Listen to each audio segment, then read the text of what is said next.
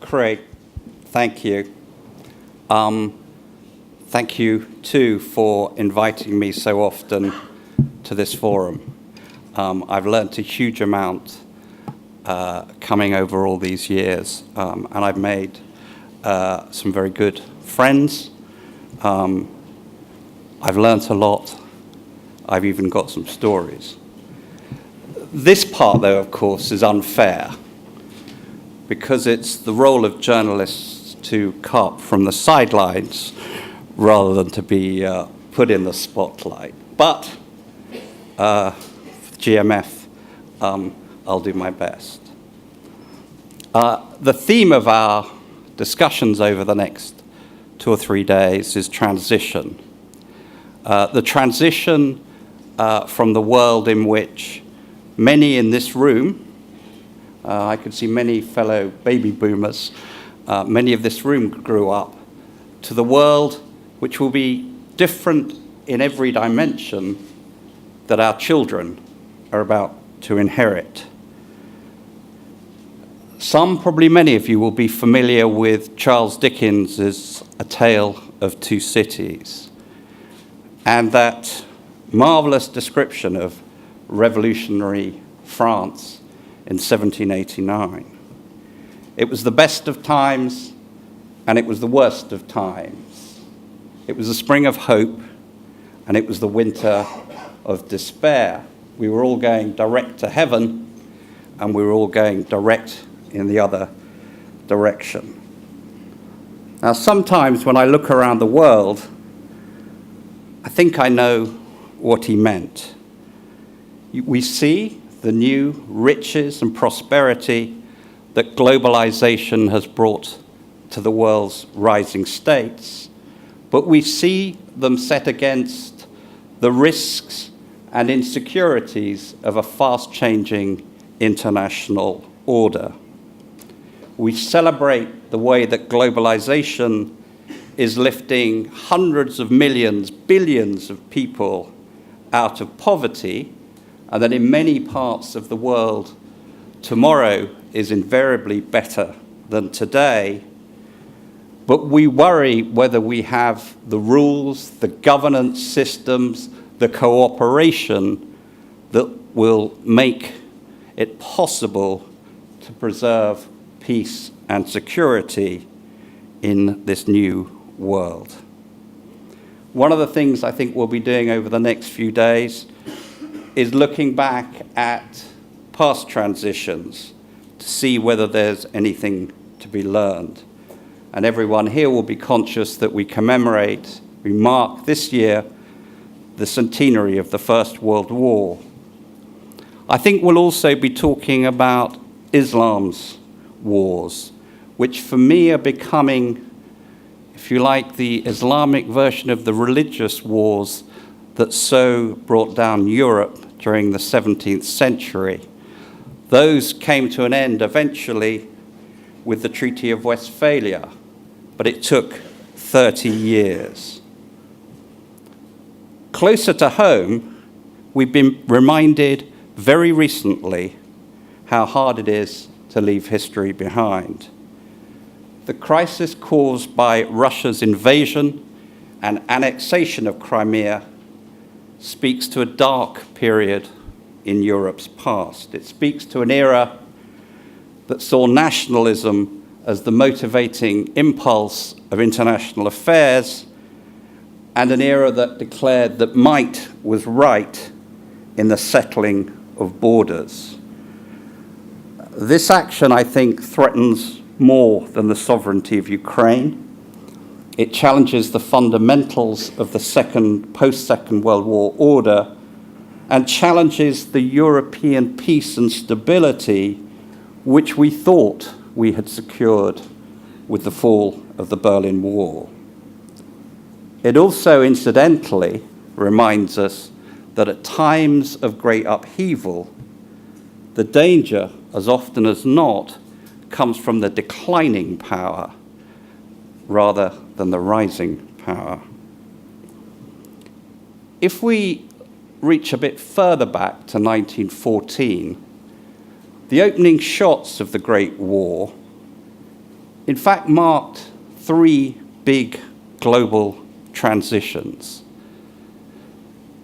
The first of those transitions was the shift in power from the eastern seaboard of the Atlantic to the western seaboard, from Europe to the United States. The second was the collapse of empires. The age of empires was making way for the age of states, often troubled and fractured states. And the third transition, and this was as much consequence as cause of the war, was the transition from globalization, the globalization that had brought such prosperity during the latter half of the 19th century, to economic competition, to economic protectionism, and eventually to dangerous nationalism. And it was at this point, during the 20s and 30s, that the new great power, the United States, absented itself from the stage. We know all too well what happened next. I think if we stand back and look at what's happening today, we see another three big transitions. The first of these transitions sees power shifting from the rim, from the nations of the Atlantic rim to those of the Pacific rim, from west to east and north to south. We talk about this all the time. I'm still not sure that we've quite grasped its import. We've had 2 centuries in which the Atlantic community has had effortless cultural, political, as well as economic hegemony in the world.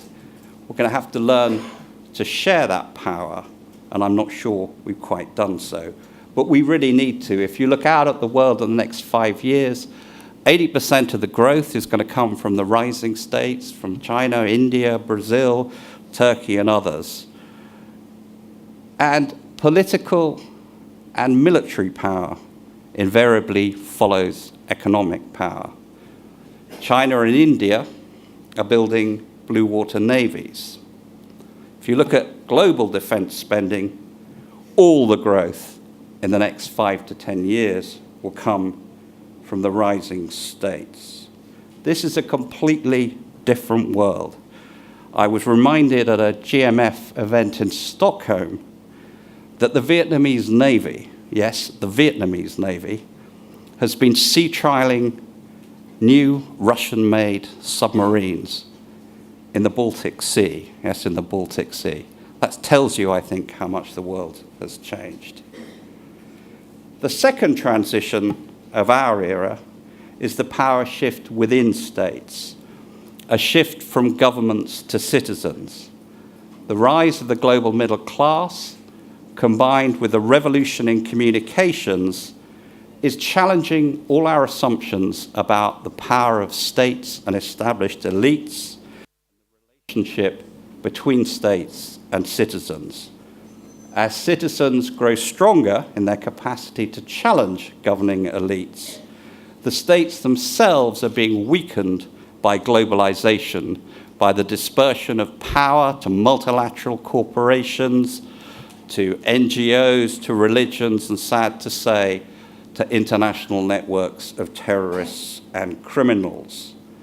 So states and citizens in the developed, in the advanced, as well as the rising world, are going to have to find, I think, a new balance, strike a new bargain. If you want one thread, if you want to see one thread running through the Arab uprisings, the demonstrations across the world in countries as far apart as Turkey, Brazil, Venezuela, it's a demand from citizens, not in those cases for Western-style democracy, but for human dignity and for accountable government and the rule of law. The third of my transitions, I think, is the really dangerous one. That's the transition from a predictable global order, bipolar during the Cold War, unipolar for a short time afterwards, from that predictable world order to one in which there is no single power or system of power. We live in an age when even the established states are beginning to question their stake in the rules-based system, and in which the rising states are jealous of any intrusion on their sovereignty. One of the ironies of our times is that globalization, with its competition, can, if it's not handled properly, turn out to be the handmaiden of nationalism. This is a world that more closely resembles the second half of the 19th than the second half of the 20th century. The television coverage of Mr. Putin's address to the Russian Duma this week, I think, conjured up Europe's worst demons. But others, including friends and allies, should also worry about striking nationalist poses. I don't think personally that Japan's government does itself a great service by seeming to question, the record of history. So yes, there's a danger that globalization will fracture as it did 100 years ago, and that the multilateralism of the second half of the 20th century will give way to dangerous multipolar competition. So what, as Lenin once asked, what is to be done? Well, I'm going to offer you a very short menu of imperatives. The starting point, I think, is that the events of the past few weeks provide a compelling reason and an unmissable opportunity to renew the Euro-Atlantic alliance. In this more disordered world, the coherence and cohesion of the transatlantic alliance is going to be more important than less. If we want to defend our values, our standards, then we can only do it together. And in one respect, then I think Mr. Putin's done us an enormous favor. He's made it absolutely clear that we have to act and act quickly. The West's response has to be one of solidarity and strength. President Obama's coming to Brussels next week, and that strikes me as a good moment to start. On the agenda should be, just to take two things. Firstly, a joint effort to reduce drastically Europe's energy dependence on Russia. Secondly, a declaration that neither side, neither Americans nor Europeans, will allow disputes over chlorinated chickens and the rest to derail the strategically vital TTIP. The political leaders, I think, should have one message and one message only for their trade negotiators: do the deal. For its part, I think the US must avoid the mistake of the 20s and 30s, and it must continue to exercise leadership. Personally, I rather admire Barack Obama's careful, deliberative style of foreign policy, but I think there's a danger that analysis can become paralysis. If the US withdraws from the stage, the world will become a truly dangerous place. Thirdly, Europe needs to get real. The continent sees itself as a normative power, and what's wrong with that? But it has to recognize, I think, the world as it is, as well as the world as it would like it to be. Soft power is best deployed by those with a hard center, and Europe needs a hard center. Now, I could add to that list, but I'm going to leave it here for now, and I'm sure everyone here will do so in the next couple of days. I want to conclude by saying that I don't think there's anything that says that today's transition necessarily has to have a nasty ending. As the historian Margaret Macmillan writes in her superlative history of the first of the years up to the Great War, Europe itself could have gone either way in 1914. But we do need to understand how the interplay of geopolitical change, of flawed personalities, and simple miscalculation can have truly disastrous consequences. What was it that Dickens's contemporary de Tocqueville said? History is a gallery of pictures in which there are very few originals and very many copies.